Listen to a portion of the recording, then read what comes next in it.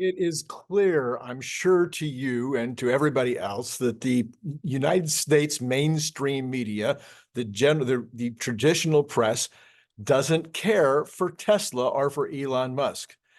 Does that mean that we have to just give them more and more ammunition and be unclear about what people are thinking or saying, or not respond to anything that's going on with regard to Tesla that's making news? We are again this morning. The stock is down strongly. And while, yes, the market is down, I have to believe at least part of what's going on this morning has to do with two breaking stories. Now, we covered one of these last night, but I feel like I have to cover it again. And I want to repeat now what Elon Musk said on X yesterday. Listen carefully. I am uncomfortable growing Tesla to be a leader in AI and robotics without having at least about a 25% voting control, enough to be influential, but not so much that I can't be overturned. Unless this is the case, I would prefer to build products outside of Tesla. He's talking about AI type products. You don't seem to understand that Tesla is not one startup, but a dozen. Simply look at the delta between what Tesla does and General Motors. As for stock ownership itself being enough motivation, Fidelity and others own similar stakes to me. Why don't they show up for work? Well, the debate about this rages on this morning in the Tesla sphere on X and also on YouTube. But that doesn't seem, but it's like the arguments are going crazy on both sides. Many are concerned that this is a negotiating ploy or evidence that Elon is going to take his marbles and go home. Some are even suggesting it might be impacting his current involvement in Tesla and the way he thinks about the company.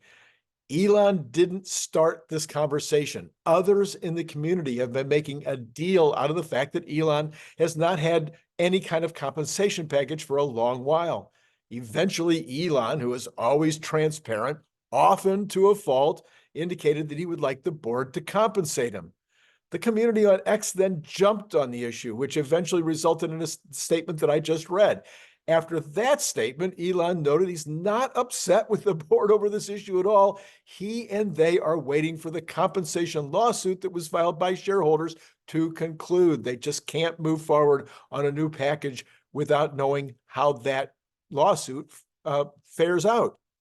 So Elon isn't going anywhere. He's fully engaged at Tesla, but he stated something fundamental to his thinking about AI. Fundamental, said it over and over and over again. I don't know how much more clear he can be about this. Not about Tesla per se, it's about AI. He's very worried about AI being in the hands of someone who might go for the profits as opposed to thinking about humanity first. Therefore, he doesn't want to bring his ideas and his big brain to provide new breakthroughs in a company where he's not in a position to make sure that it doesn't go awry.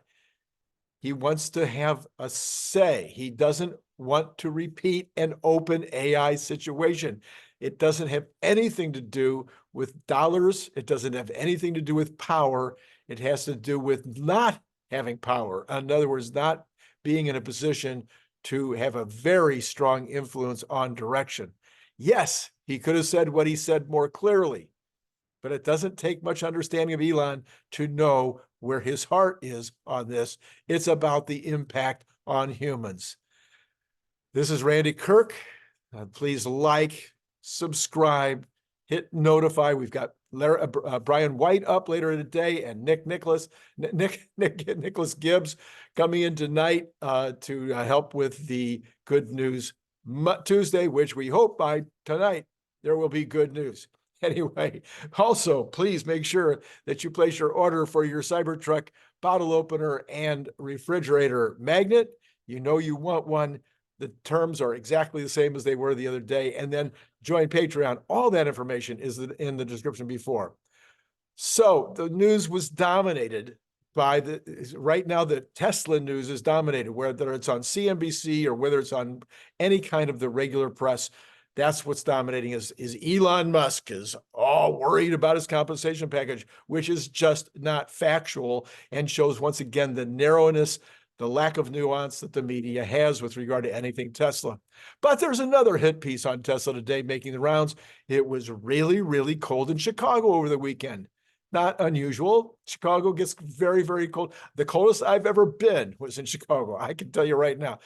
But in case you didn't notice it, it was also cold all the way from Kansas to Buffalo. And if you're a football fan, you knew that without even looking at the weather report or any other headlines. But apparently there was some kind of an issue with one charging station in Chicago. Maybe there was, maybe there wasn't. There's no nuance as far as I can tell in the articles that I've read so far. I can't figure out what was the actual issue. Was it one owner of one Tesla and one or more of the charging stalls at that charging station that were down? What was the issue? Was it the issue with the unit? Was the entire charging station down?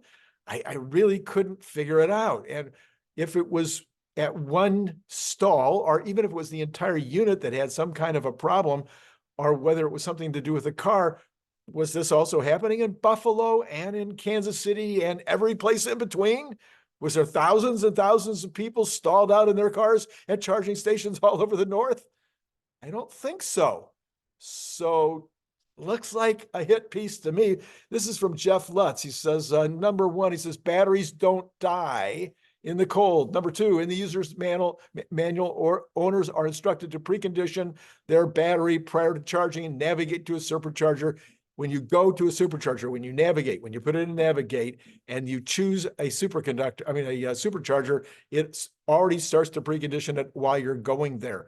Number three, he says, Tesla charging should set the record straight on the Oak Brook, Illinois uptime status. I've never seen a majority of stalls down anywhere.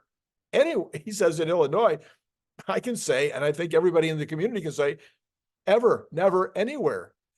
Not saying it's impossible, he says, just extremely rare and possibly not true. But this is another unforced error by Tesla.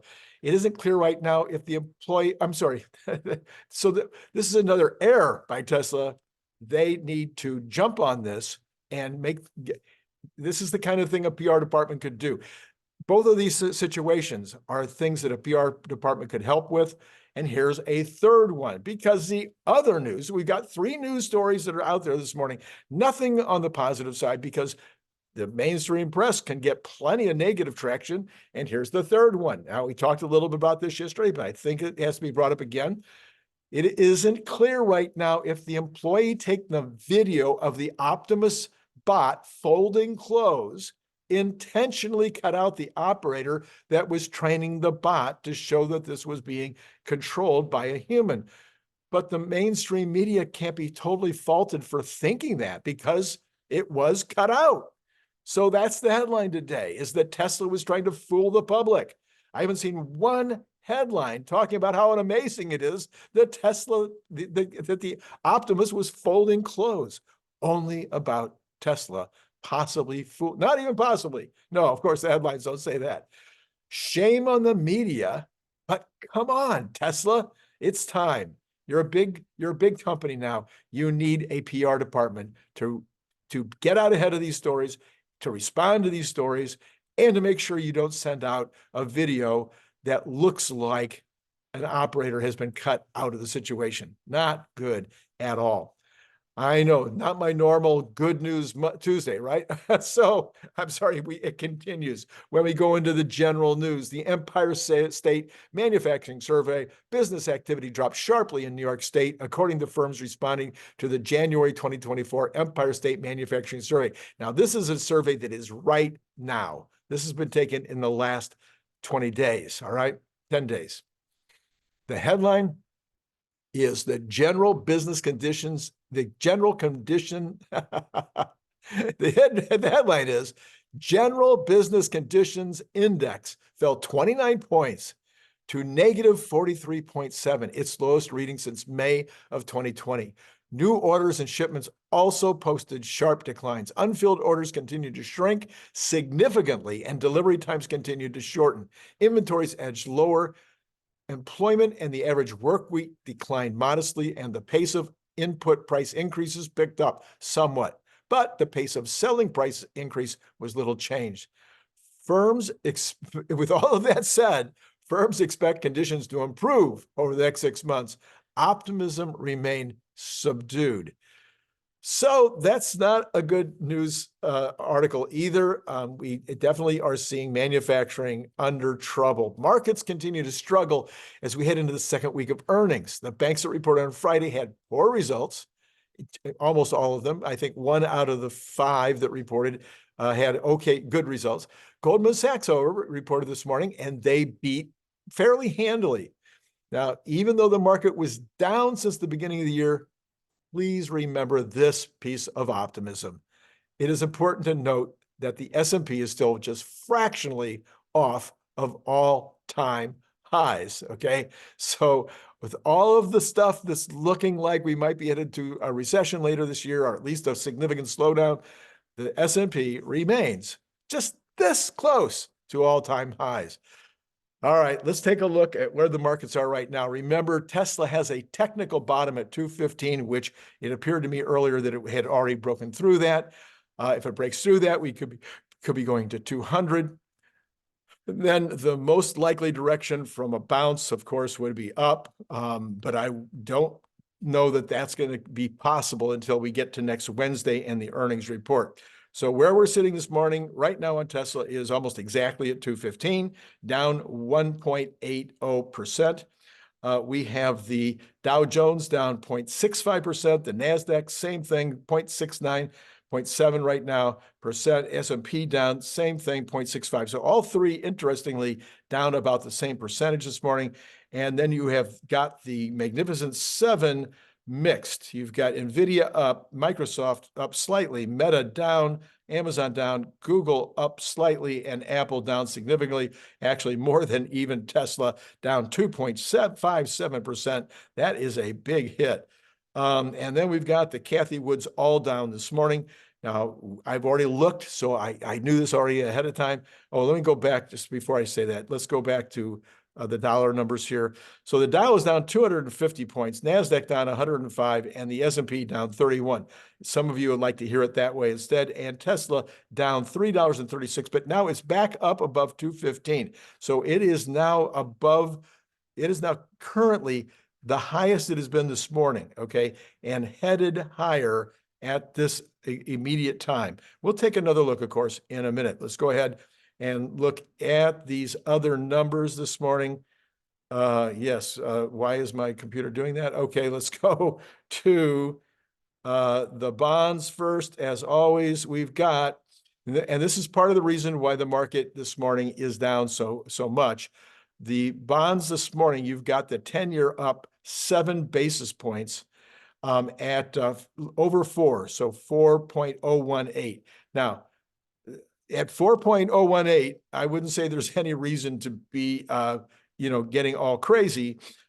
You've got the 2-year also up about the same, about almost 6 basis points, kind of looking down. Everything up till the 1 year to the 10-year, all in the roughly 6 to 7%, 6 to 7 basis points rather, up on the yields this morning.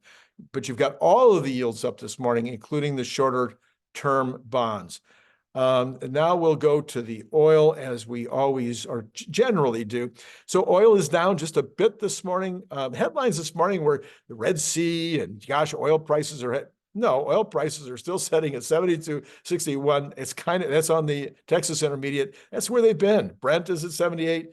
That's where it's been. No real movement there. But look at natural gas this morning. I don't know how to play natural gas, but somebody needs 12% down this morning. Go figure. I mean, it's 2.915. Nothing moves 12%. I mean, what moves 12% in one trading session? It's just crazy. Now we got gold down barely. It's sitting at 2,042, right in the middle of the trading range that it's been in for at least a month. You've got copper up just a bit this morning, 0.84%, less than 1% at 3,772. You've got the dollar, a 1 month high, it says this morning. You've got the Bitcoin down some more, 42,681, down 239 this morning.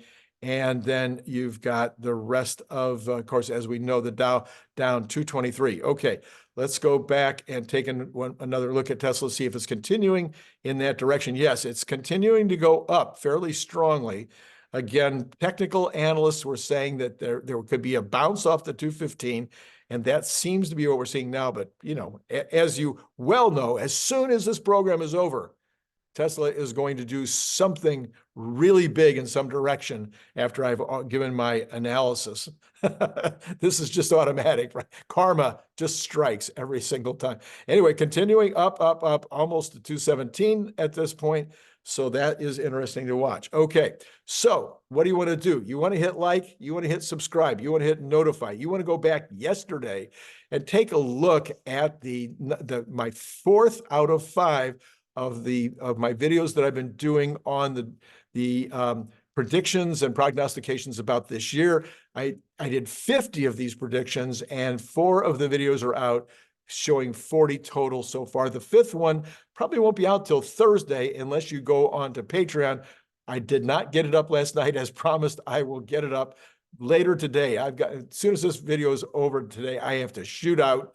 That's why I'm dressed so nicely, getting ready to go to a meeting where I'm speaking actually this morning. All right, so what else? Oh yes, you want to buy these. I will put up a couple of cards with regard to some of these videos that have been going up with regard to my predictions. You really want to take a look at these. I think you'll find them to be instructive and helpful. I don't know. Maybe they're not. Could be. And then buying Cybertruck for $25. Now look, I've had more orders over the last 3 days on Amazon than I've had from you all. Now remember, on Amazon, they're $29.95. If you're buying from me for $25, if you buy 2, you're already down to $45 for 2. That's $22.50 each. And it just keeps getting better and better the more you buy. But if you buy it on Amazon, I make less and you pay more. So it's always better to do it, to send the money to paypal.me/Randy Kirk, all in lowercase letters. And yeah, and then join Patreon, starting at $3, just $3. You can support the channel and help me make this worthwhile. It's okay. It's not bad. I don't want to complain, but it would be good if you would help support the channel. Yeah, it's just, you know, join Patreon.